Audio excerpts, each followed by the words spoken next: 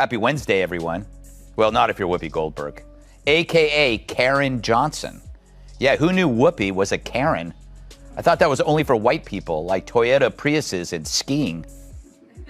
Roll it, Francis. Good morning and welcome to The View. You all saw the news. Whoopi will be back here in 2 weeks. Okay? It's so cute when one of their side gets punished. They sulk like they ran out of raw cookie dough in the green room. Whoopi Goldberg just had a meltdown so wild it could be its own Lifetime movie. Slow piano, dramatic pauses, the whole thing. The trigger? Greg Gutfeld, who roasted her so hard her ego went into hiding. Think daytime TV was chaotic before? Watch Goldberg fall apart faster than one of her jokes. Brace yourself. This takedown is messier than a Real Housewives reunion in the middle of a hurricane. She suspended Whoopi for 2 weeks because she said the Holocaust had nothing to do with race. She said this on a show called The View, which makes everything about race. Except now. The Holocaust isn't about race. No. It's not about race. Ethnicity. It's about a different race. But it's not about race. It's not about race. What is it about? Because it's about man's inhumanity to man. Yeah, that's heroically stupid. Whoopi's latest outburst makes toddler tantrums look like a meditation retreat. 1 second, she's lecturing from her faux leather throne on The View. The next, she's coming apart like a cheap sweater in a spin cycle. The cause? Greg, the Fox News spark plug who wields sarcasm like a flamethrower in a fireworks shop. The View, otherwise known as Hell's DMV, Whoopi Goldberg asked how much different are the values of the Trump administration from the Taliban? We have a leader who has repeatedly demeaned women, wants to defund organizations that benefit women, calling on the media to shut up, specifically wants to give preferential treatment based on... But let's be honest, this meltdown didn't come out of nowhere. Goldberg's been slowly spiraling toward this public crash like it was a luxury meltdown vacation. The View, once a place for lively debate, has turned into a chaotic group chat with 5 glitching Siri bots arguing over who's the most self-righteous. And at the center of the circus, shaking a tambourine of outrage, is Goldberg, confusing loud opinions for facts and noise for virtue. Talk about groundbreaking to actually hear a celebrity say something mean about the Taliban. How dare they compare them to Trump? The Taliban should sue. Guess they ran out of Hitler analogies. So as they bash the president, I'm reminded how entertainers rarely express any rage over any strand of misogynist Islamism. If they did, we might take their rage toward Trump seriously.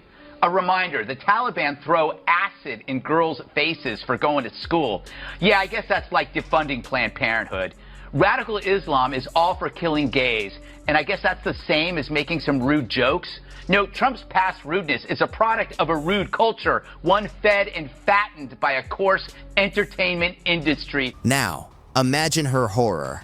Greg, smirking and armed with pure satire, finally fired back.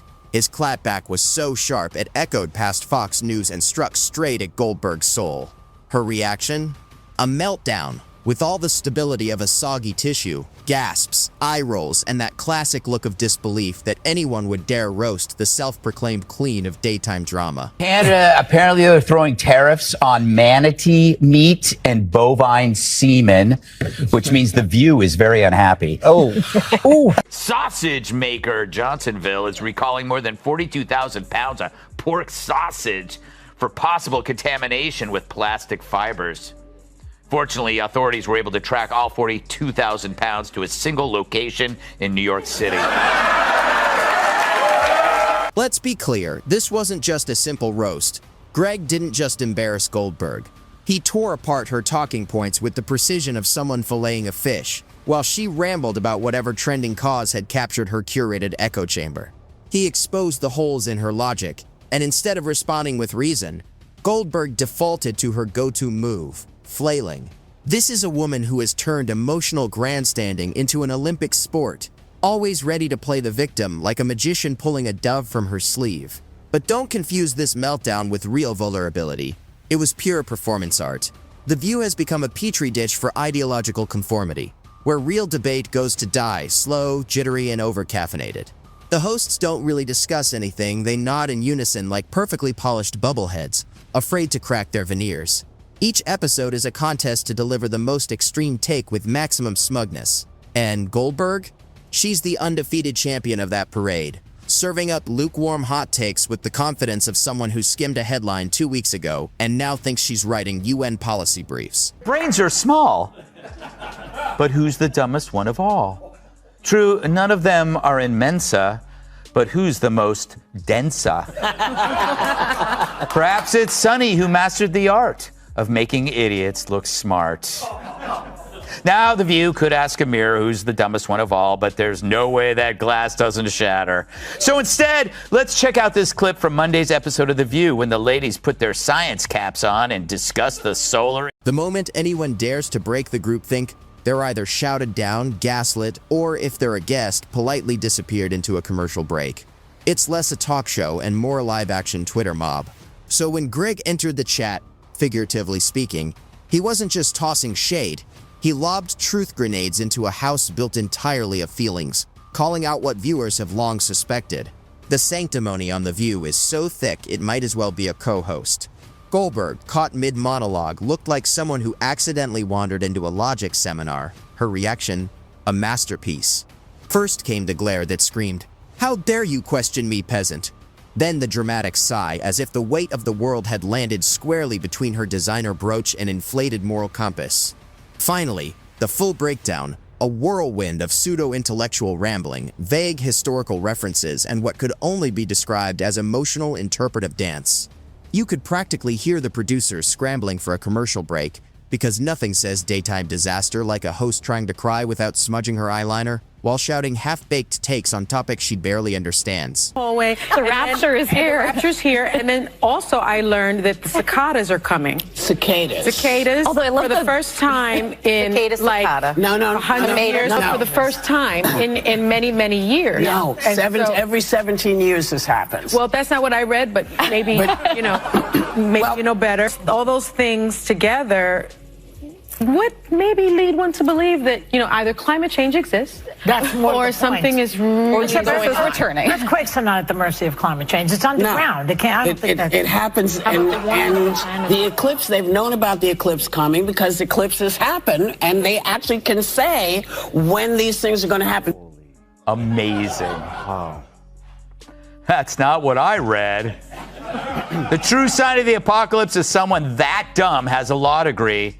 Worse, if your name has the word sun in it, there's no excuse for not knowing how an eclipse works. But it's no surprise that Joy is the one who understands science. She's been on the science diet for years. Greg didn't even have to try that hard. All he did was hold up a mirror.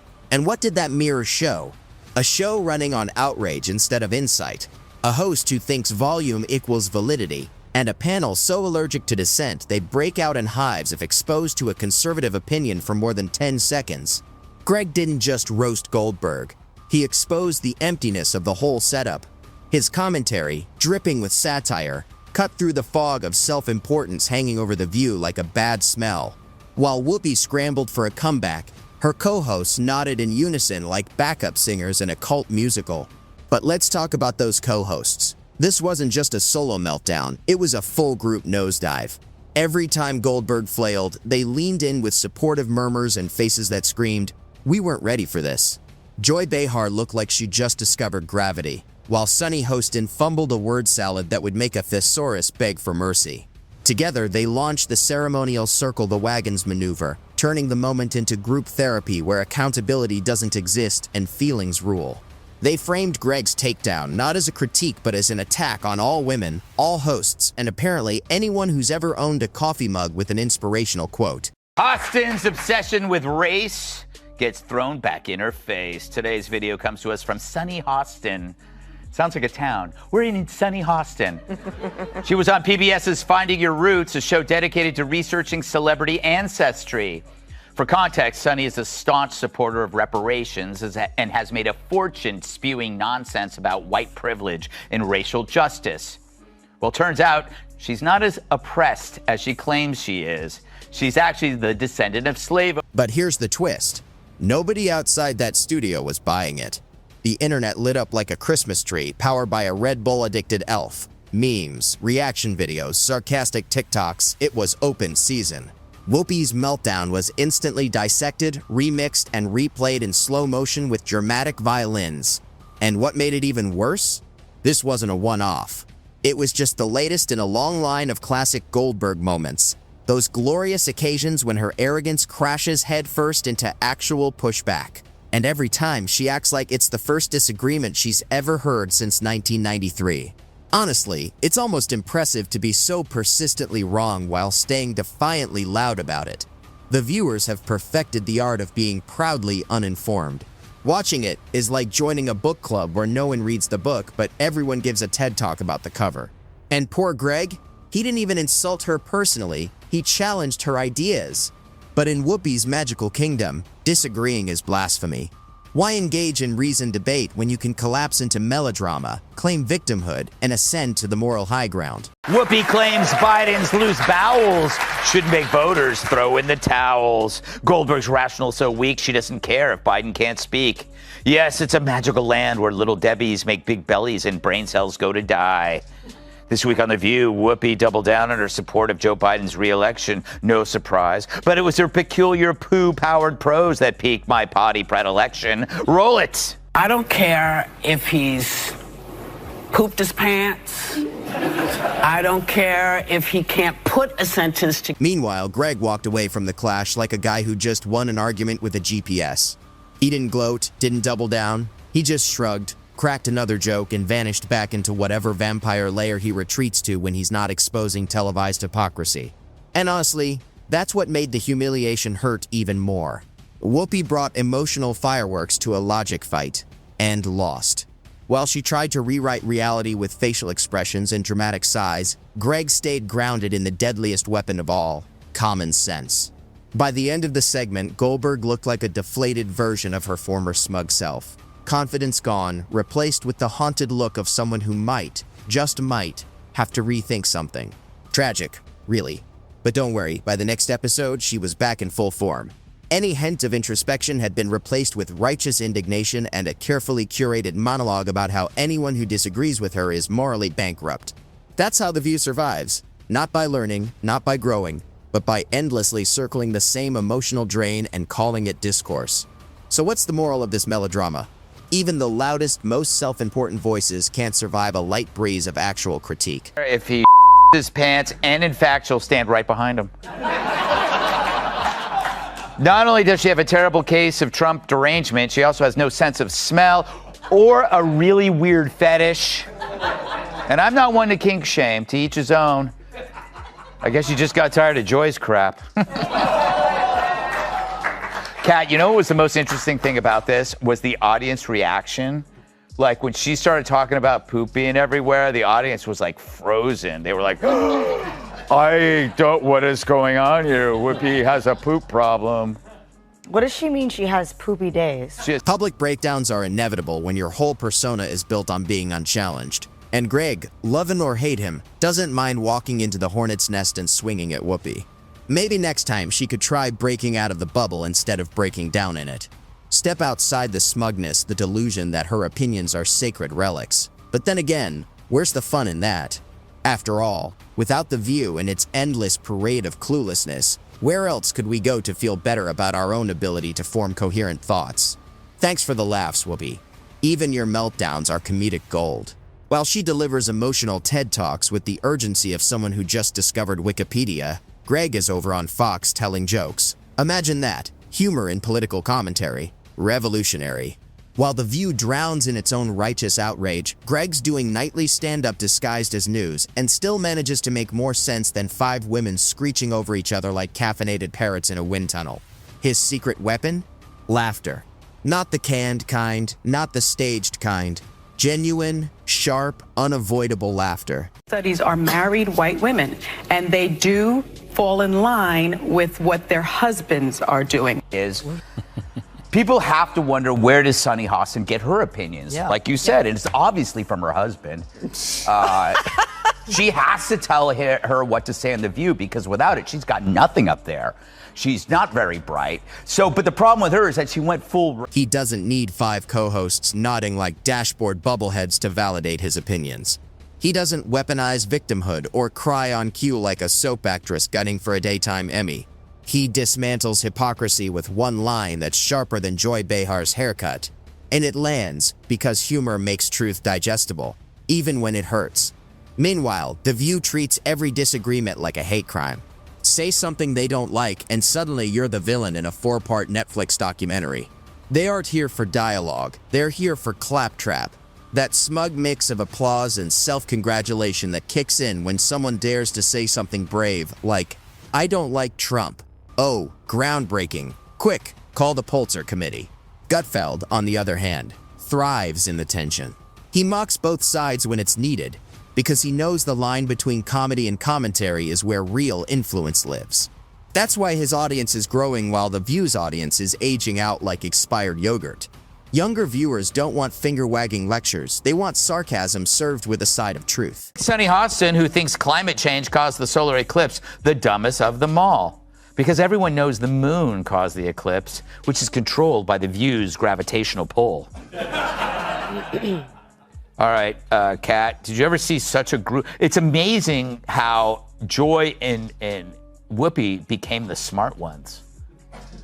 For me, the most shocking thing about the conversation was how truly boring. And let's talk numbers, because while The View thrives on feelings, ratings don't lie.